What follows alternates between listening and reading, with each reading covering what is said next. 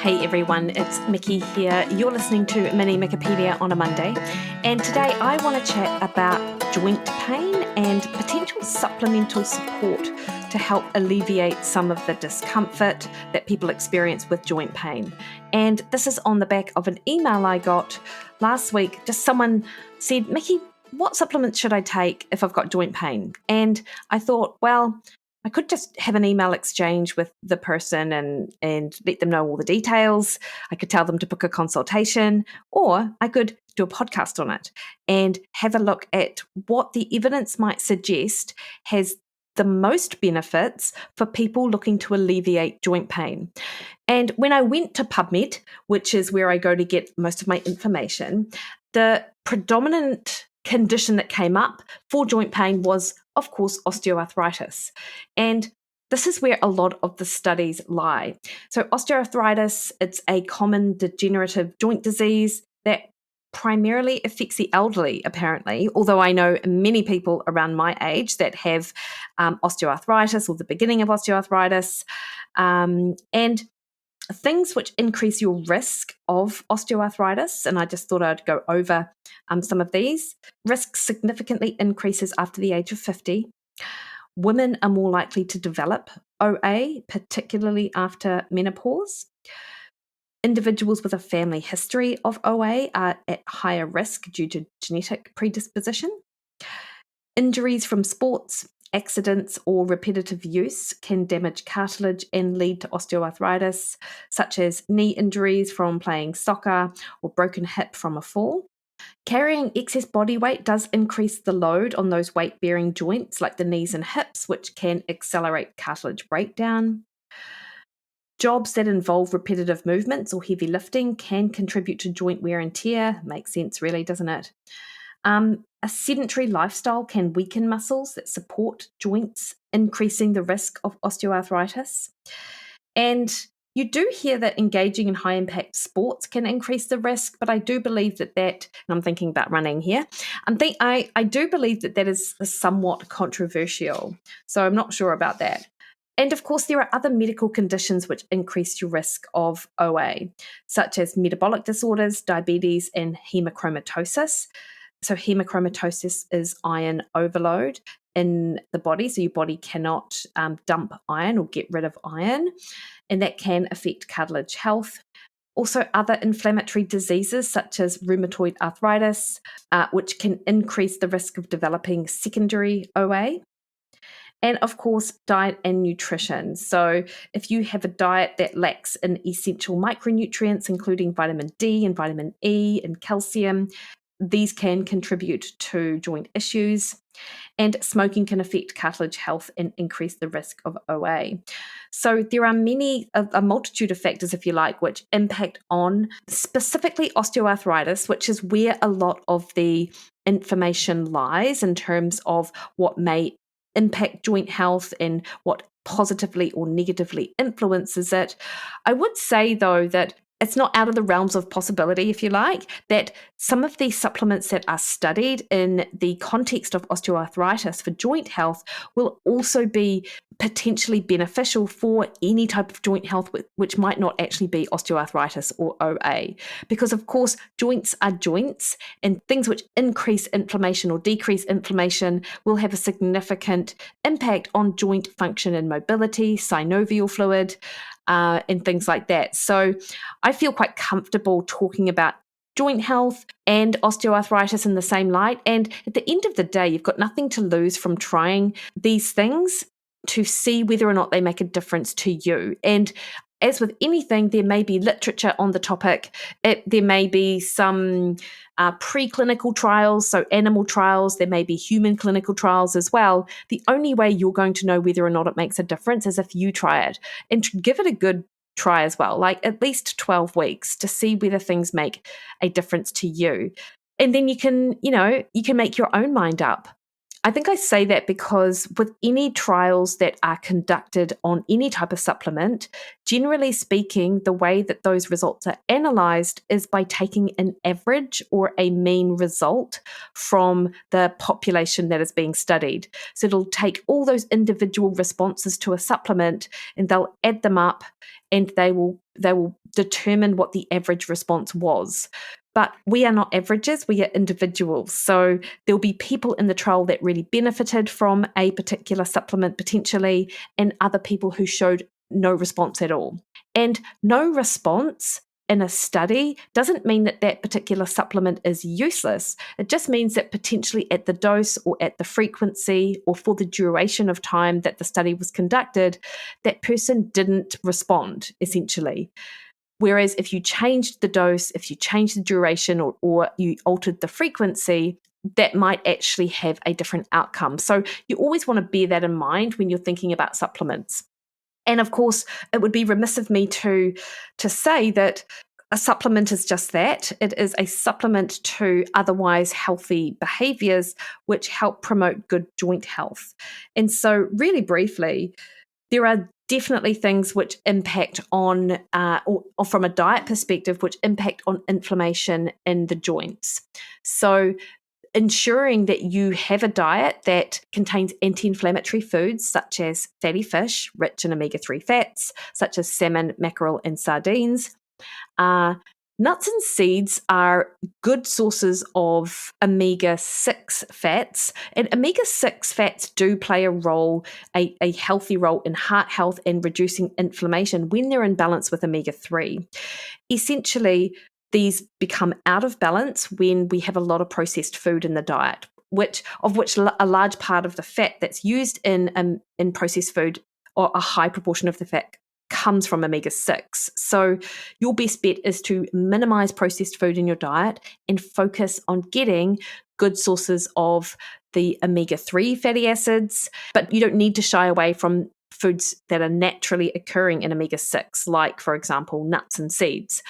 Although you do hear that chia seeds and flax seeds, for example, are good sources of plant-based omega-3 fatty acids, we have a low conversion rate in our body to convert those omega-3s into the types of omega-3s which are much more potent for anti-inflammatory purposes, such as EPA, eicosapentaenoic acid, and DHA, docosahexaenoic acid. And hey, look, I'm as surprised as you are that I actually got that out in one hit. I think it's because I've been saying these words for close to 25 years now. So I would never suggest that someone gets a hemp seed, for example, for omega-3s, because it's, your conversion rate of that omega-3 is going to be super low, albeit they have other health properties and absolutely are fine to include in an anti-inflammatory approach. Obviously, antioxidant-rich foods are also really important to help reduce and take up those reactive oxidative species that are just present in our bloodstream, in our body, which promote inflammation. So things like berries and leafy greens, cruciferous vegetables are high in antioxidants, and that will reduce oxidative stress that impacts negatively on joint health. Citrus fruits such as oranges, lemons, and grapefruits are rich in vitamin C, in addition to those vegetables which I just mentioned, particularly the cruciferous vegetables. That's important for collagen synthesis and joint health as well. You've got olive oil, which contains oleosanthol, which has anti-inflammatory properties similar to NSAIDs or non-steroidal anti-inflammatory drugs. And of course, you need your really good protein to help support musculoskeletal health and tendon and ligaments.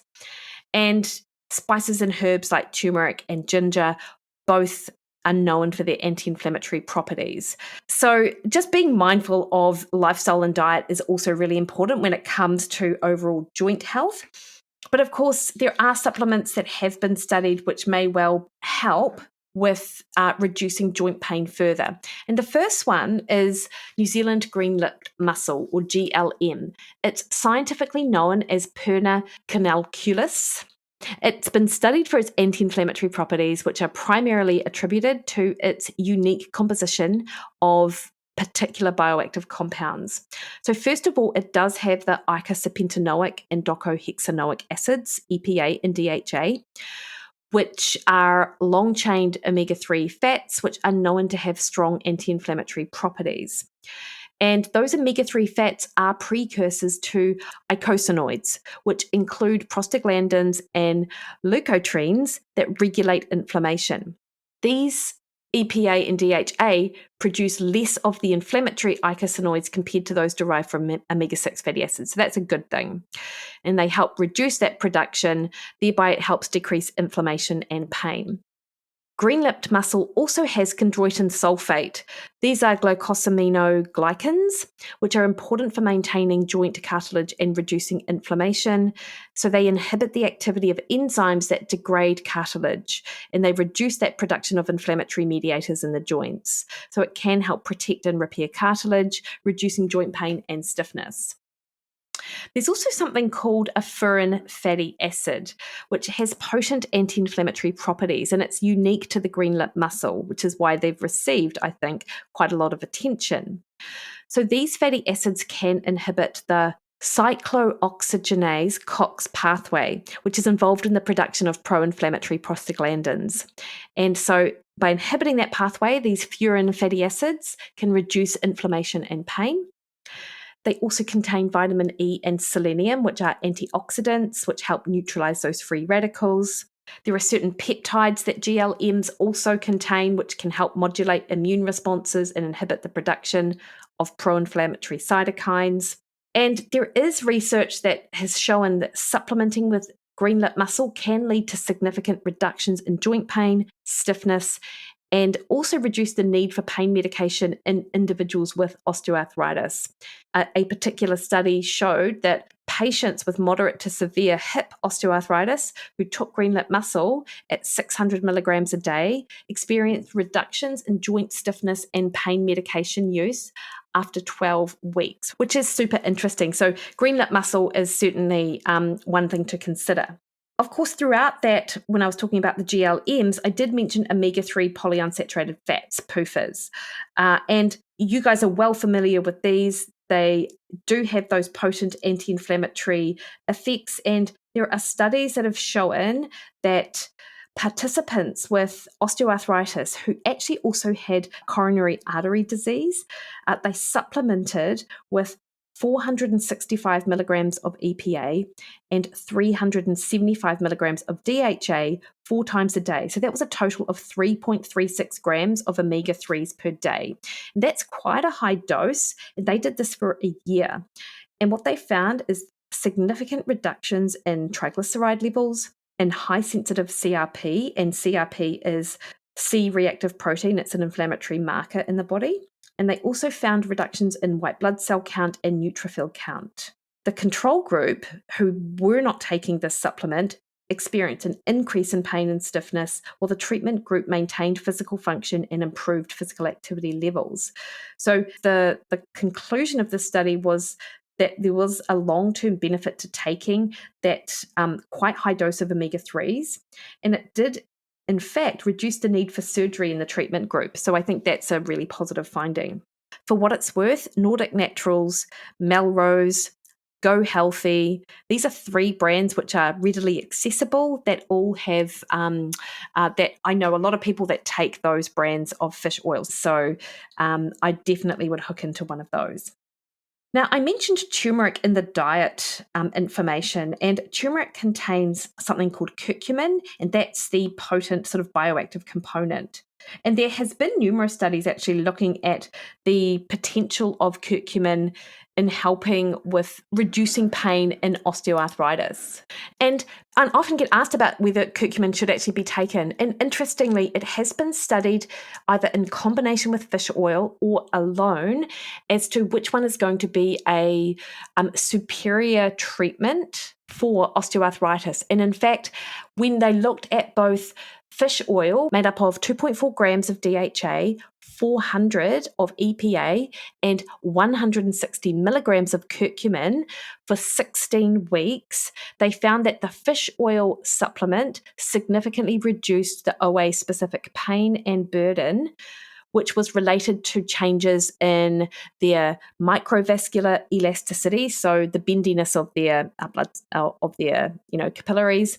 Their CRP was reduced, and also well-being improved as well. And there was no change actually in the curcumin alone group. So it's thought that curcumin may work if it's administered alongside fish oil, but really at that level of fish oil, it's probably quite likely that fish oil was the thing that was doing doing a lot of the work there. I also mentioned that the green lip mussel has something called glucosamine sulfate in it. It does help in the synthesis of cartilage in the joints.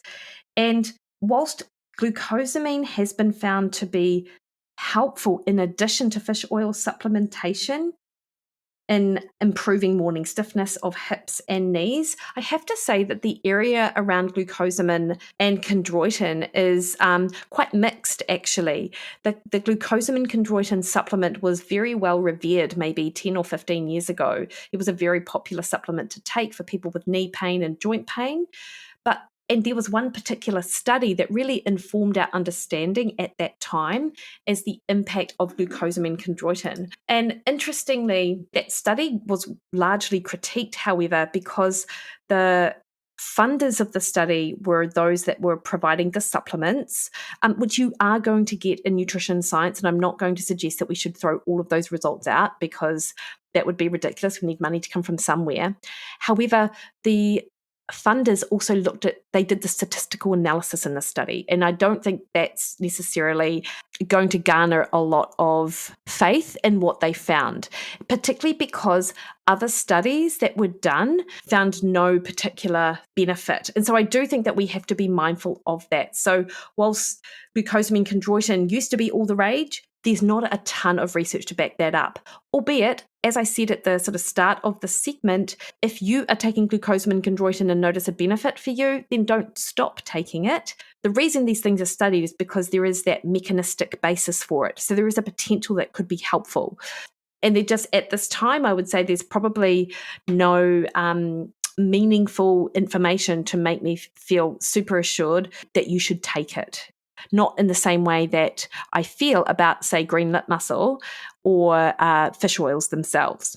Now, I have actually of late been taking a Pendulum Health supplement, a probiotic called Clostridium butyricum, GKB7, either live or dead. In fact, I think I'm taking the live. I'm not sure. I'd have to check my supplement bottle. The reason I'm mentioning that is because in the literature looking at joint health, that probiotic, the Clostridium butyricum, which is basically butyric acid, is something that is produced by our gut microbiome, which is a short chain fatty acid, which helps support our gut and microbiome health. It's what our gut feeds on. And so taking the probiotic just helps assist in that sort of gut microbiome process. And there are studies actually to show that taking either the live or dead probiotics helps reduce bone pain and cartilage breakdown in clinical trials, which I found super interesting. In case you're unfamiliar with how probiotics work, they help by modulating the immune system. And there have been several studies now to show that whilst we hear about live probiotics, must keep them in the fridge, etc., there is quite a big evidence base now to show that probiotics that are not live, i.e. they're dead, still help with that immune regulation, actually. And this study, which in fact was a preclinical trial, showed that the anterior cruciate ligament transection, the ACLT, pain was diminished after taking oral supplementations of the Clostridium butyricum. So the major result of this study showed that there was reduced production of pro-inflammatory cytokines, as well as an inhibition of the collagen type 2 degradation that therefore reduces the amount of cartilage that is broken down. So the authors suggest, or the scientists suggest, that oral supplementation of the probiotic may potentially be beneficial in prevention and treatment of osteoarthritis. As I said, this is a mechanistic trial. It's preclinical. I misspoke earlier when I said it was a human trial, but it is definitely worth investigating. Second to last supplement I would suggest looking at is collagen. And I talked to Dr. Mike Ormsby about this in a few weeks' time, actually. And collagen has been studied as a supplement for osteoarthritis. And it has been found that over the course of 3, 6, and 9 months, they did this on middle-aged active adults, so a bit like you and I, who took collagen peptides daily. had an improvement in activities of daily living and an improvement in pain with 10 grams of collagen peptides a day for 6 months, specifically for people who exercised daily, actually, or a high frequency, so over 5 times a week, which may be a lot of the people listening to this podcast. They also found that psychological or mental health was improved with 10 grams of collagen peptides over 3 to 9 months. This is long-term collagen peptide use. And they found that in females, physical components scores improved with 20 grams of collagen peptides over 3 to 9 months. So that is in females. So you may hear from some of the protein researchers out there that collagen does not have any benefits.